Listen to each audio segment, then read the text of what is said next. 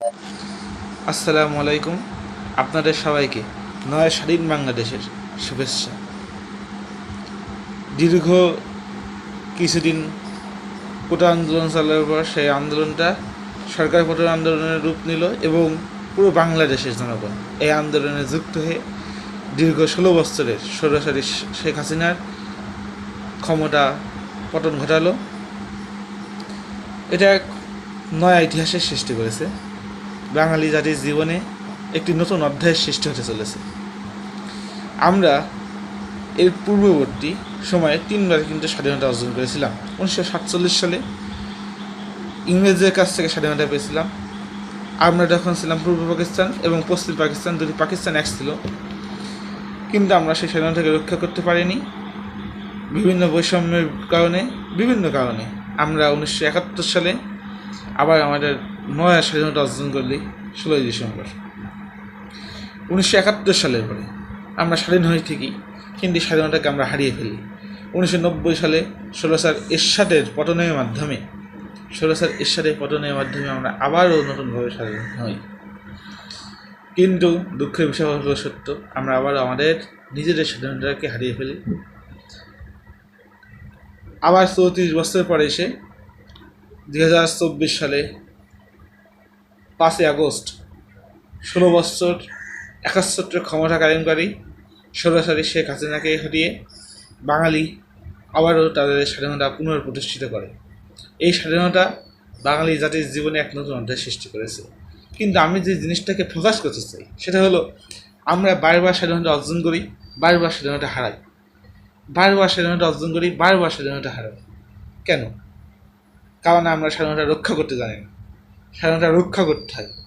কোনো একজন বলেছিলেন, স্বাধীনতা অর্জন করার চেয়ে রক্ষা করা কঠিন। আসলে এটা বাঙালি জাতির সাথে বারবারই গেছে। আমরা স্বাধীনতা অর্জন করেছি, স্বাধীনতা হারিয়েছি। হয় স্বৈরাচারের কাছে হারিয়েছি, তা নাহলে অন্য কারোর কাছে হারিয়েছি। এই স্বাধীনতা এবার আমাদের আর হারিয়ে দেবো না। আমরা স্বাধীনতা অর্জন করেছি, এই স্বাধীনতা রক্ষা করার দায়িত্ব আমাদের। এই দেশ আমাদের, আমরা এই স্বাধীনতাকে রক্ষা করব। এই স্বাধীনতা অর্জন করেছে ছাত্ররা, এই দেশের জনগণরা, তারা এই দেশের স্বাধীনতাকে রক্ষা করবে।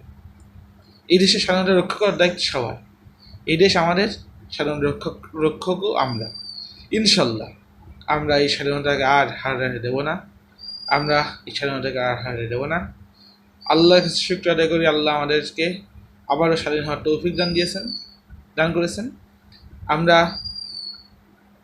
সবার কাছে বলতে চাই, আমরা স্বাধীনতা অর্জন করতে এসেছি, হারাচ্ছি। আমরা যেন এমনটা আর না করি। আমরা আমাদের স্বাধীনতাকে রক্ষা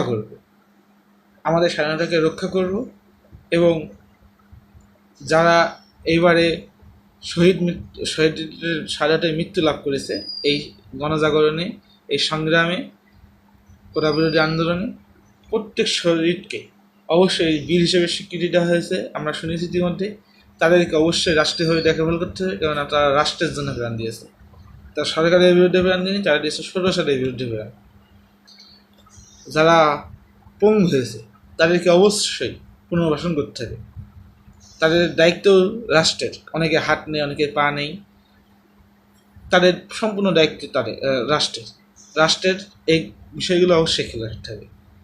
যাই হোক, আমি সবাই পরিশেষে বলতে চাই, আমরা বারবার স্বাধীনতা হারাচ্ছি, বারবার স্বাধীনতা অর্জন করছি, কিন্তু এবারটা ইনশাল্লাহ সত্য এবং ন্যায়ের পথে থেকে আমরা আমাদের স্বাধীনতাকে রক্ষা করব।